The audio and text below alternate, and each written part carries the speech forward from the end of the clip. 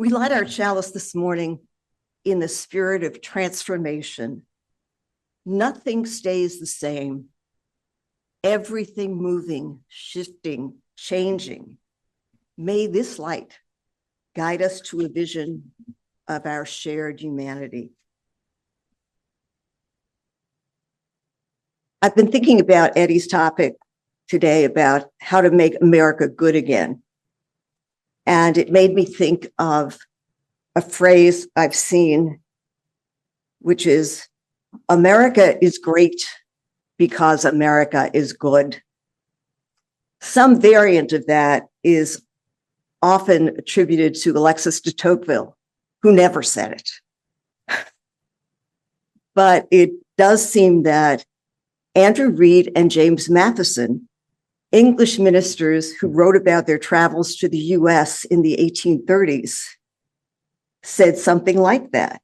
And I quote, "America will be great if America is good. If not, her greatness will vanish away like a morning cloud." And that was their account on their visit, published in 1835. I want to read to you now excerpts from a column by Leslie Kuba in the Cleveland Plain Dealer titled, "Kindness Has Always Held America Together in Tough Times. How about now?" After the 9/11 terrorist attacks, a lot of things changed. Americans were suddenly scared in their own homeland. The sound of an airplane overhead raised our worried gaze. The US government established multiple agencies to protect us. TSA lines formed. Citizens hunkered down behind the increased surveillance powers of the FBI, CIA, air marshals, and Homeland Security. Fear wasn't our only reaction. Hit with the realization that any of us could be wiped out at any moment, we began to smile and say hello to strangers on the street. We held doors for each other and helped with heavy grocery bags. We cried together and honored first responders. Our newly heightened awareness of how fragile and unpredictable life truly is softened us into being kind. That was almost 24 years ago, a whole generation plus ago, and in political speak, an era ago. Kindness is never wrong, and we need it now more than ever. Disrespect is at an all-time high. Bullying among adults of different perspectives has been modeled and endorsed by the highest offices in the United States. Racial tension permeates our society. Even those who quote scripture do so with harshness, as if forgetting that the manner in which they judge will be the manner in which they are judged. Maybe we have forgotten how kindness looks, sounds, and acts. It's never a weakness. It doesn't allow others to walk over us. Being kind is not the same as being nice. Nice is a surface thing. It can be forced, put on temporarily, and expressed in shallow niceties. Instead, kindness rises from the deeper core of a human and touches others in their core. Being kind stretches us. It takes thought, effort, and sometimes sacrifice. It seeks what's best for the other person, not ourselves. And it is always worth it, because kindness ignites kindness and the warmth spreads. In Buddhism, kindness is to be extended to all living things, and if done with the heart, it creates a peaceful life. Small actions can translate into more kindness than we even intend. A simple text to someone who comes to mind doesn't take more than a few seconds, but the recipient could be touched deeply, greater than the effort. If all of us did something kind every day for at least one other, our daily experience would change. How could it not? Now it's time for our speaker, and my husband, Eddie Correia, will talk about How to Make America Good Again. I think almost everyone here knows Eddie, but if there's anyone who doesn't, he's an attorney in Washington, D.C. He's also a law professor at the American University School of Law and an author of several books on spirituality and novels. So Eddie, please come on up.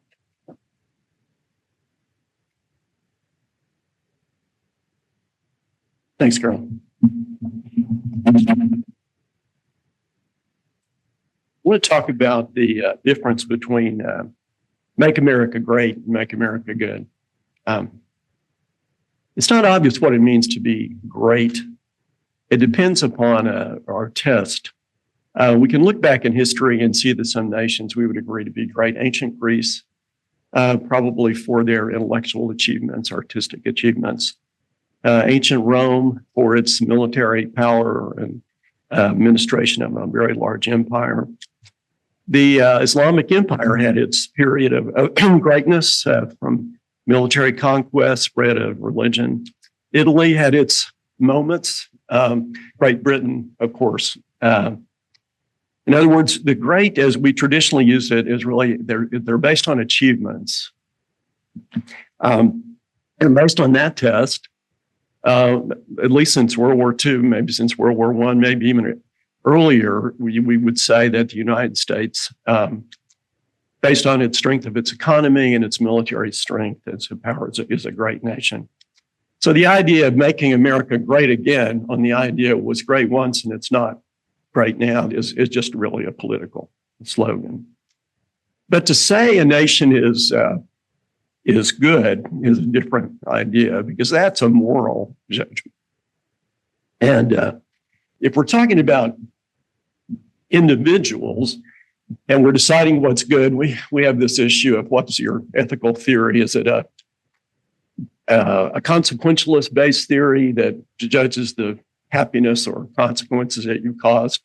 Or is it a deontological theory, which is a rule-based theory? It really can give you different results. Sometimes described as the consequentialist approach is what's good, that is to say, what makes us happy or brings goodness to us is right, versus the ontological theory, which is the other way around. What's right in the sense that it complies with a set of rules is what's morally good. Now, when you get to nations, it's a different problem, because nations do have a duty to their own citizens. They do treat their own citizens differently than they do people around the world. They have a duty to protect their citizens, to keep them safe, keep them prosperous, keep them free. Even good nations may have to go to war. And when you go to war, your citizens, your soldiers count more than the other side. So it's not as easy as a standard consequentialist theory. But the main point I think we should think about is that a good nation, to a good nation, other people count in addition to one's own citizens. That's why the version of Make America First can move us away from the idea of being good. To count the welfare of other people in the world certainly is reflected in all those quotes I read from all those presidents.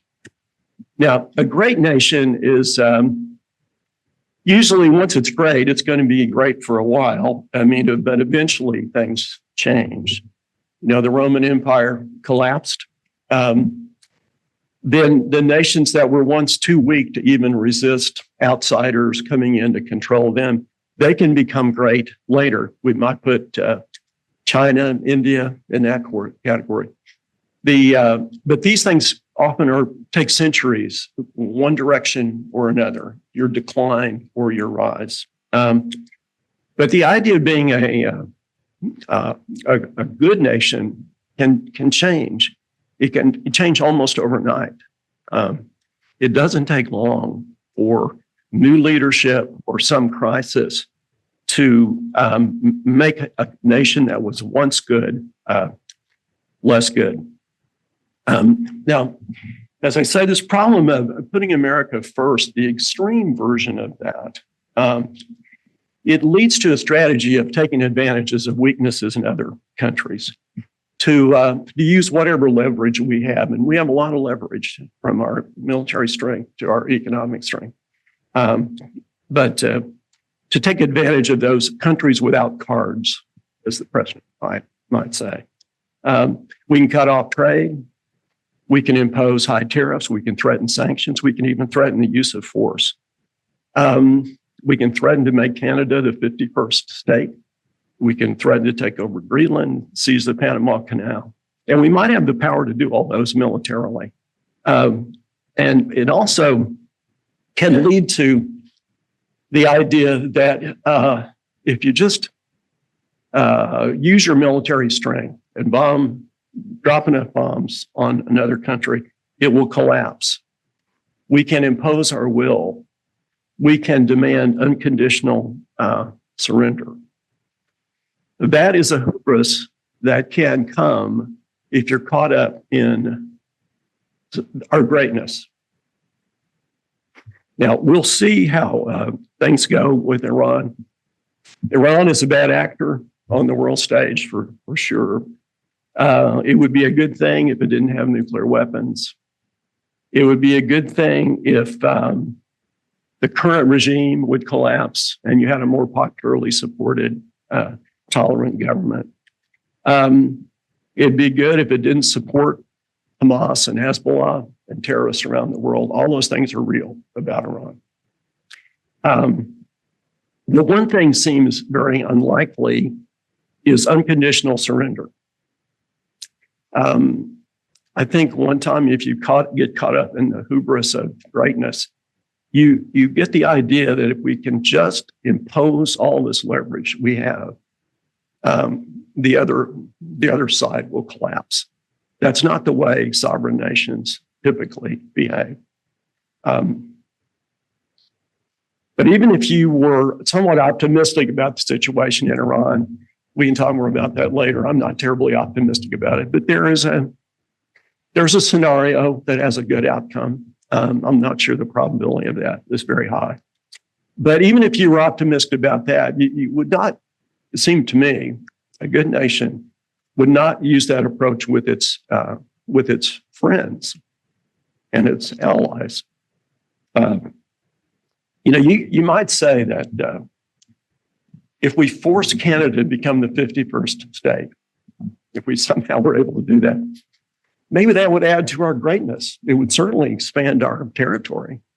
It would be someone like President Polk in the Mexican War, which we probably started and managed to get a lot of territory from. And maybe you could say that adds to the greatness. But it doesn't seem to me that it has anything to be good, being a good nation. Being a good nation is it's not about accomplishments. It's not about military power or economic strength. It's really about your ideals and whether you live with them and comply with them. So let me just read a couple of comments from both New York Times columnists, but I happen to like both of these folks. First is David Brooks. There are two forms of nationalism. There is the aspirational nationalism of people, ranging from Abraham Lincoln to Ronald Reagan to Joe Biden, who emphasized that America is not only a land, but was founded to embody and spread the ideals expressed in the Declaration of Independence and the Gettysburg Address. Then there is the ancestors and homeland version of nationalism, traditionally more common in Europe. And he mentions Donald Trump and Vance commenting on their idea that soldiers don't fight for ideals, they fight for their homeland. Vance said that men in combat don't fight for ideals, they only fight for their home. That approach is part of a larger project at the core of Trumpism. It is to rebut the notion that America is not only a homeland, though it is that, but it's also an idea. and a moral cause that America stands for a universal set of principles. The principle that all men are created equal, that they're endowed with inalienable rights, that democracy is the form of a government that best recognizes human dignity. And now a comment from David French, also New York Times column, who, by the way, if you read his columns, openly Christian. People often ask me if I think the evangelical church has changed during the era of Trump, or if its true nature is being revealed.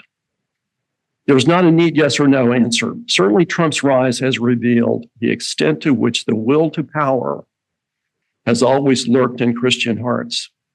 When faced with a conflict between their stated principles and their access to power, millions of Republican Christians chose power over principle, and they are continuing to do so every day. At the same time, some things have changed. An evangelical community that once celebrated, for example, George W. Bush's PEPFAR program, the AIDS initiative that has saved an estimated 26 million lives, has now either applauded or stood by passively as Trump has decimated American foreign aid and damaged the program that was one of America's greatest humanitarian accomplishments. It seems to me pretty clear that at least for the time being, the values that made us good are slipping away. So what would it mean to be good again? I want to just suggest some principles. A good country recognizes the quality of individuals. Everyone is treated equally in society and before the law. If you break the law, you're punished, but you're punished because of the actions you took, not because of who you are. A second principle is that a good country does not demonize groups for political gain. That has been the historic tactic, as you know, during the 20th century, and I'm sure many centuries before. Hitler demonized the Jews. Our own country, in moments where we were not at our best, demonized communists, demonized Black people, demonized gay people. But today, I think the demonization is aimed at immigrants and transgender people, among others. Good country doesn't do that. A good country respects the rule of law. You know, I was talking to our sons-in-law, two really wonderful fellows in South Carolina and Charleston, about the rule of law. And honestly, as great as they were, and as great as they are, it just did not resonate with them. You know, maybe because I'm a lawyer, Carol and I are both lawyers, we think about this a lot, but the rule of law is really at the core of our society. As I say, a good country counts the welfare of people in other countries, not just people in our own. And a good country places a high value on freedom, particularly core values, speech, religion, the personal relationships and personal autonomy. We'll have disagreements over those, over the extent of those and the boundaries of those. But the key is that they all have a high value, okay, those personal freedoms. Now, let's consider some difficult issues. We're facing some difficult policy issues. And I think it's good to sort of recognize the complexity and see what we think a good country would do and what insights we can get from that. Start out with immigration. You know, I think if we made a list of the top issues that explain why we are today, immigration would be very high on that list. And I think in the past, there has been partly for political reasons, partly for moral reasons, partly just because it's a complicated issue, just not to deal with it very well. And I think you could say one of our major failings of our past leaders has not been to deal with immigration. You just can't have borders that are so porous that to the country it seems chaotic. You have to have some way of regulating that process. But the key is you have to also be humane. You have to treat immigrants as human beings. Foreign aid is another issue that we've gotten tangled up on recently. But I think from those comments from those three former presidents, you see that in the past has been an important value. It's only recently that the idea that we have no obligation or no benefit or no responsibility for help people abroad, that's a new idea. Similarly, the idea that we can use whatever leverage we have against other countries to extract the maximum advantage, that's a new idea too. We just haven't done that before. The idea that somehow a nation can be a bully to extract whatever advantage it can. Yeah, that's not a tradition. That's not an American tradition. And in fact, as I think we're learning, the more you try to do that, sovereign nations push back. You can't push sovereign nations around unless they're so weak they have no way to defend themselves. But usually that is not the case. Treatment of transgender people. I mean, who would have thought 10 years ago that this would somehow be a political hot button issue? Yet one of the most watched commercials during the 2024 campaign was about treatment of transgender people. Now, I admit in some cases it is a complicated issue. There is an issue of fairness in sports and an issue of shared locker rooms in high school and everything. But it seems to me that a good nation takes on those problems, tries to figure out a solution. We're going to get into a political issue, not our tradition. Now, a lot of other complicated issues, abortion, freedom of religion, tax policy, tariff policy. There are lots of things that we could talk about, but I think there is some value in going back to the idea of what is the approach of a good nation. Now, I said that I'm going to suggest how we get back there. So I do have some obligation to make some suggestions to you. So let me try a few suggestions. The first one is don't give up hope. That is the key to any strategy. The second one is to be able to identify and state your ideals and stand up for them. Number three is to say what we believe in, but don't demonize the opposition. They may not always be the opposition. Another one is to stand up to bullies. Now, I say that in partly thinking about the university situation and the law firm situation. And I'm kind of embarrassed to tell you, my old law firm, Latham & Watkins, one of the most successful firms in the world, probably.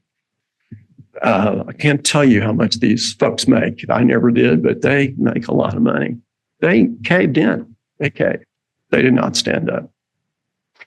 The other firms, Perkins Coie, Harvard, so far as we know, has stood up. But you cannot do that. You can't give in to bullies. The next one is you've got to stay politically active. got to write letters, got to go to marches, got to donate to causes, donate to political candidates. You got to keep doing that. The next one is you got to be respectful of people on the other side, not necessarily the leaders on the other side. Again, you have to be respectful the way you speak to anyone, I think. But you don't have to respect a leader that you think is a terrible leader. But you have to respect the voters, the other voters who voted for somebody else. They've got lots of reasons why they're doing what they're doing and voting for what they do. And it never helps to demonize voters on the other side.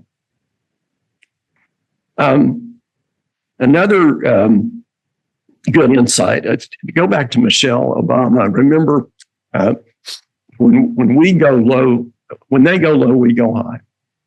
And I think there's something to that still. I would add to it, we play fair, but we play to win. And the last one, I think, is that this is something Carolyn alluded to a little bit. For our own peace of mind, we have to be patient and realize that this is going to take a while, but we will be good again. Thanks.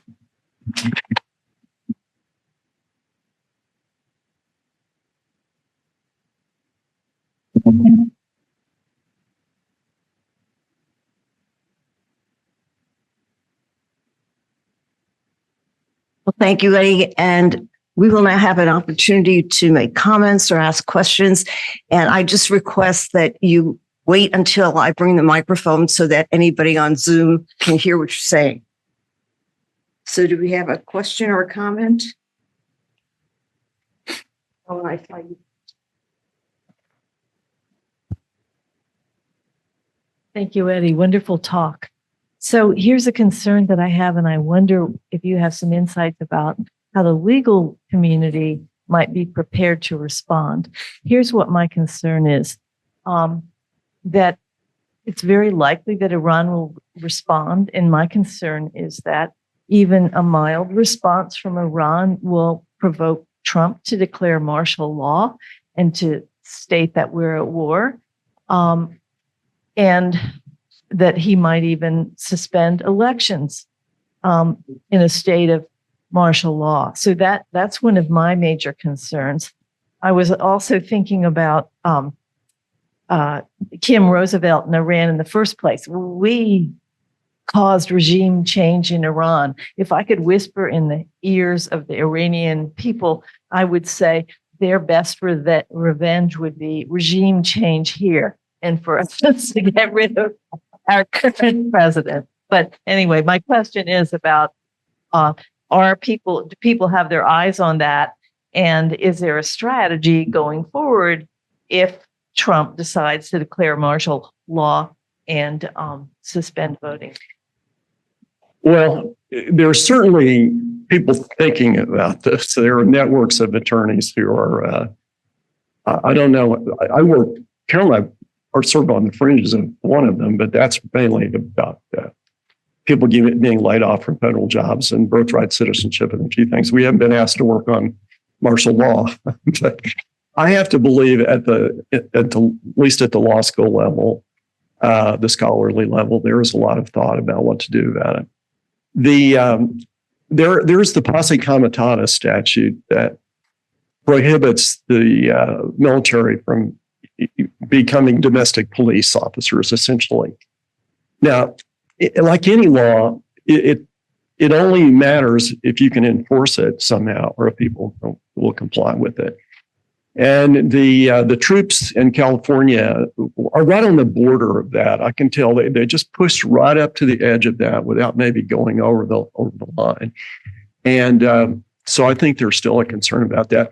No doubt somebody would bring a request for an injunction, the ACLU or some network of people, and a court would enjoin it. Whether the administration would pay any attention to that, I don't know.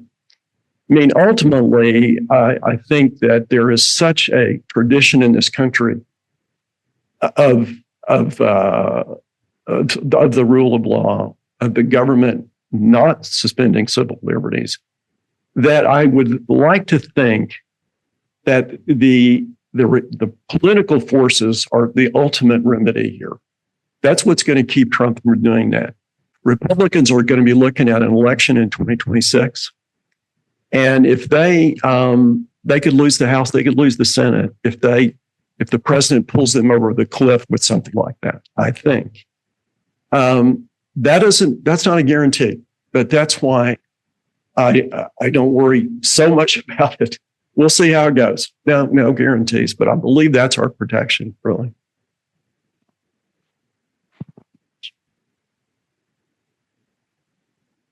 Do you think we will really have an election? Well, again, I mean, Trump's a strange person. Really, I don't know. I don't have the ability to analyze his inner workings of his mind, and probably nobody does. I just, again, maybe I'm being naive about this, naively optimistic, but imagine the reaction around the country if he suggested putting off the election. Every Republican who's up for election would have to say whether they agreed with that or not. And if they said, well, maybe that's warranted or something like that, I think the House and Senate would change as long as we have the election. As long as we have the election now. So yes, I do think we'll have an election. I do think that if the Republican Party finally says enough is enough, he's going to stop. But I don't have any guarantees. Eddie, thank you. I've got a problem with two words. One is respect and the other is respectable. I can muster up being respectful to people I disagree with, but I cannot, they don't warrant my respect if they haven't earned it. And that's just a struggle for me. I cannot just give overwhelming, cannot be respectable just for the hell of it. No, I know what you mean. And that's the reason I distinguish between respect for the leaders on the other side. You have to be civil at all times. I mean, there's no point in lowering ourselves to discourse that they use. There's just no advantage to that. But the being respectful to leaders, I don't think you have to have respect for leaders who are taking our country in a terribly wrong direction. It's the other voters. It's the voters on the other side, because they're complex people. They have all kinds of things going on in their lives. And just as a pure political matter, remember Hillary Clinton saying the other side's a basket of deplorables. It doesn't work to do that. Eddie, thank you so much. The one word I have to center myself on this question is grudges. If you think back to the days when we played games in school and you ended up having a team that lost to your team and they decided that you didn't deserve to win, so they were going to come out and play harder and meaner and break the rules and deny the referees and the umpires the rights to distinguish what was good or bad.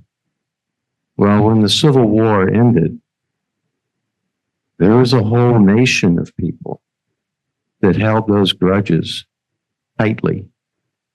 And for generations and generations, waited for the right moment. And I think what we're looking at is a sub-nation, if you will, a sleeping giant that is woken, and the dragon is fierce, and the rules that we think we made up at Gettysburg, they don't apply.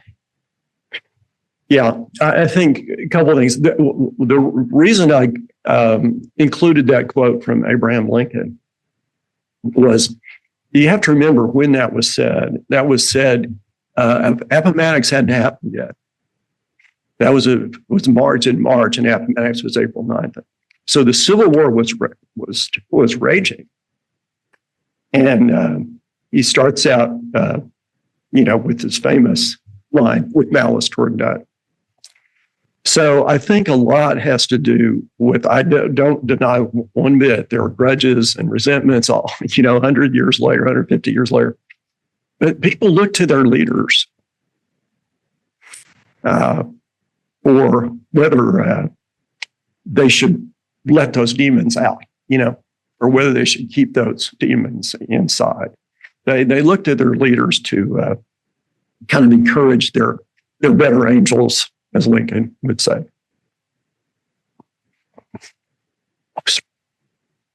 Thanks, Eddie, for raising a conversation about the specific issues. There is one overriding principle that I worry about is accountability. I don't see a mechanism for accountability in the system as we have it arranged now. Mm-hmm. Trump ignores the law. The Justice Department drops cases. When people are found guilty, they're given pardons. I don't see marshals going around arresting federal functionaries. Nobody has spent a minute in jail, despite all the patently illegal things that have gone on since January 20th. Mm-hmm. Where is accountability, and where is it going to come from? Yeah. Well, it was a failure clearly on the part of the system and a lot of individuals that we had no accountability for for Trump, and particularly trying to overturn the election. You could name individuals, and they clearly, Bonnie Willis, for example, she didn't do a good job with that. You might even argue Merrick Garland moved too slowly. Robert Mueller came right up to the end in his report, but didn't want to say that there was evidence of obstruction, shows obstruction of justice, which he felt, but he didn't say it. So there are a lot of times when the system failed. I think ultimately it would be nice to see legal accountability someday. I would sure like to see it, but political accountability is more important. So that's the reason that assuming we still have elections, and I think we will, that's what's going to change the leadership. It won't change everything. I mean, we have the kind of a difficult situation here where there is no way to change the leadership of the executive branch and the Justice Department for 4 years. I mean, we're 3.5 years. We're stuck with it. We just got to live through it and hope to God the courts will protect us. And then to put a little cap on that, we didn't end up hanging General Lee or the Confederate president or anything, or imprisoning anybody. So that's something to think about too. But I was wondering, there's something we have to say, I think, about what the South has done since the end of that war. And what they have done is brought to the fore some of the things we have to think about now on our side. They were the ones that brought up, as I understand, Posse Comitatus was brought up by Southern legislators? Or I don't know, honestly, the history of the Posse Comitatus statute. What the origin of that is, I don't. And I think we could be a little bit thankful that they did, because it's there now. It's already been established. And what other things like that, like states' rights and things, can flip. Yeah, that last phrase, "can flip," is a very important idea, because maybe I'm just too optimistic or too naive or something. But we're in a very strange political situation where you've got a group of people, maybe 30% of the public, I don't know, 25% of the people, that are really hardcore supporters of the president. Well, that's not enough to win an election, but it's enough to beat any Republican if they don't have that 25% or that 30%. So that's why you see a shockingly passive Congress that I know most of those people probably think a lot of this stuff is crazy, but they're afraid, they're politically afraid to do anything about it because of that group. So, but the good news is that, first of all, that's not a majority of the country. And there are a lot of people in the middle who are listening to both sides of this debate, and their minds can be changed. We just have to, offer a reasonable, thoughtful, strategic alternative. And I think we can do well in the 2026. And in 2028, I think there's going to be a sea change. Thanks, Eddie. I always enjoy what you have to say, and especially today. A couple things struck me. We can't ignore the economic aspects of the situation. We have a great wealth disparity in this country. Having said that, however, the bulk of the country is better off than it ever has been, but they're not as well off as they could be. And it's that well off to be what I could be, or how I can rise above my current status, that really motivates a lot of them. Yeah. The other part of that is, and the other one I would say is that I think back to Hal Rogers, who was my soccer coach in high school. He said, "Hey, you can't win a game playing defense. You got to have an offense." The problem is there's no offense on the other side. Yeah. Okay. It's playing all defense and offering up no relative alternative. Well, one of the traditional problems of the party in opposition is there's no natural leader, and therefore no natural spokesman. And the ones that you would point to, Hakeem Jeffries, Chuck Schumer, honestly, they're not the greatest, most inspiring people in the world. But that will obviously change as we get close to 2028 and we have a leader. And if the Democrats take the House in 26, which I think they will, you'll have the House passing bills. They'll never won't become law, but that will be the alternative. That will be, here's what you get, with the other side. But to go back to something you said, the reason I think it's not good to demonize the opposition is that a lot of those people who voted for Trump voted for economic reasons. They were not very well thought out. They turned out not to make much sense. But it wasn't some, deep immoral, aside to them or something like that. It was, I think prices are too high. I think Trump will take care of this for me. I'm going to vote for him. Not a very complicated analysis, and probably not a very logical analysis. But those are the people who can change.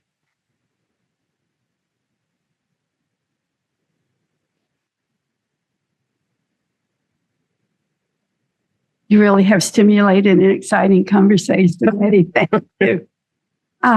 This morning, I was reading an article in the Washington Post on Belarus. Mm-hmm. And if we look to Belarus and we think about politics being the solution, any of the opposition is now in jail and isolation. We really need to be careful. I wish we did have a stronger opposition. I would love to know that there's an underground that really is working on this. And I know that most of the underground is working on legal issues, because that's part of the strategy, is keep us so swamped in legal battles that we don't ever really get organized. So I'm really worried that we're whistling in the wind here, and that good means something different than it used to. Good also has to mean tough and smart and strategic. I worried that we got too soft in our goodness, which is why some of the decisions that were made that led us to this point tough decisions weren't made. And I don't know how we're going to get out of this quagmire. Well, I agree with you. There were decisions early in the Biden administration that turned out to be wrong, turned out to be not getting control of the border being one of the main ones, I'm sure. Maybe spending too much money, letting inflation get out of control. Some decisions there. But if you try to translate what you're saying into now, I mean, you have to kind of think through what it means to have a more aggressive opposition. If you go to Los Angeles and you start turning over cars and, wave the Mexican flag and everything, you're not talking about that, but that gets us nowhere. I wish our political leaders were more inspiring, more articulate. We just have what we have. There are some good ones coming. Yeah. We've got to have a new generation of leaders.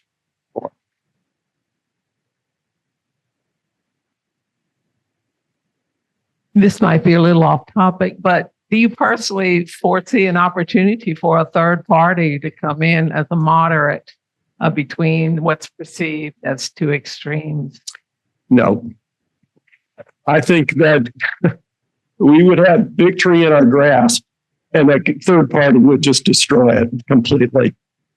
I think two parties is what we got to live with, should live with, and I think a third party would really, really hurt the effort. So one more?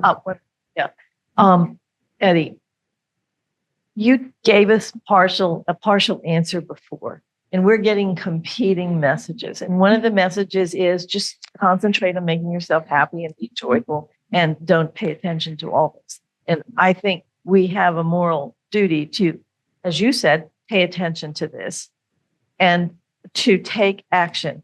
And, sometimes they're really small actions. I had trepidation when I got impeach Trump magnets for my car to stick on our cars. But I have, although I had a few people make faces, I have not had anybody say anything negative, but I have had a lot of thumbs ups and people saying, "Oh, good for you. I like your sticker." So, but I got magnets because I didn't want something I couldn't take off if I did. Well, let me just say, I did say at the end, it's the last point, to be patient for your own mental health. But I certainly don't mean be passive. One more, Donna.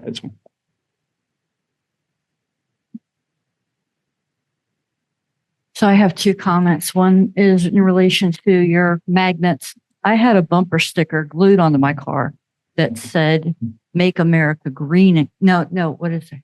"Make America Green Again." And somebody tore it off. And not only did they tear it off, it took them 2 times because I noticed the corner was being poked at. So I cut the corner off so they couldn't grab it. And they came back and got it anyway. So that was confrontational to them enough that they felt they needed to do that. Right. The other thing I wanted to say is, for all the things that we don't like about Trump, the lesson that I take away from him is he's a magnificent manifester. So whatever he wants, he creates for himself. And that's something that we can all do. We need to just make sure that we're creating from where we are morally. He's creating from where he is morally. It's not great for everyone else.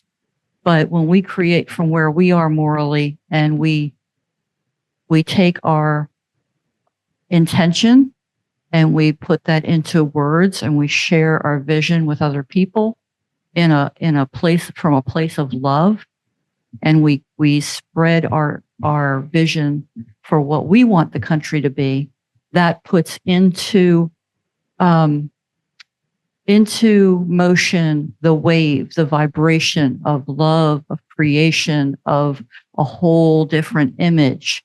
And if we just keep it to ourselves with worry, then it doesn't go anywhere. He doesn't keep it to himself. He says, this is how the world is. You know, I'm the king. He doesn't come out and say that yet, but that's where he's going with it, you know. And so we have to be just as bold and forceful in our love, in our compassion, and in our efforts to do good in the world, and to make it very explicit that that's our intention.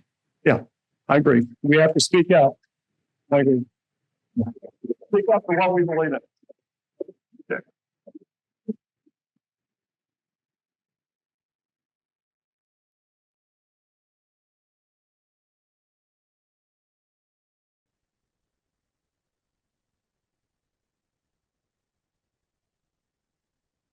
And standing, I will extinguish the chalice.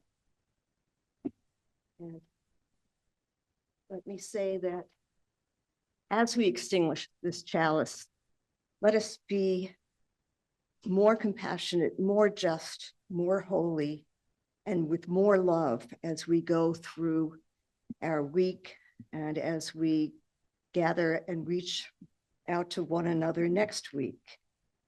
Let us be the ones who do not tread lightly in this world, but light it up with our love, hold up the mirror of worth and dignity, and be the sanctuary others seek. Those were good closing words. I probably don't need to have other closing words, but this is the end of President Eisenhower's address. So I thought it was really good. We pray that peoples of all faiths, all races, all nations may have their great human needs satisfied, that those now denied opportunity shall come to enjoy it to the full, that all who yearn for freedom may experience its spiritual blessings, that those who have freedom will understand also its heavy responsibilities, that all who are insensitive to the needs of others will learn charity, that the scourges of poverty, disease, and ignorance will be made to disappear from the earth. And in the goodness of time, all people will come to live together in a peace guaranteed by the binding force of mutual respect and love.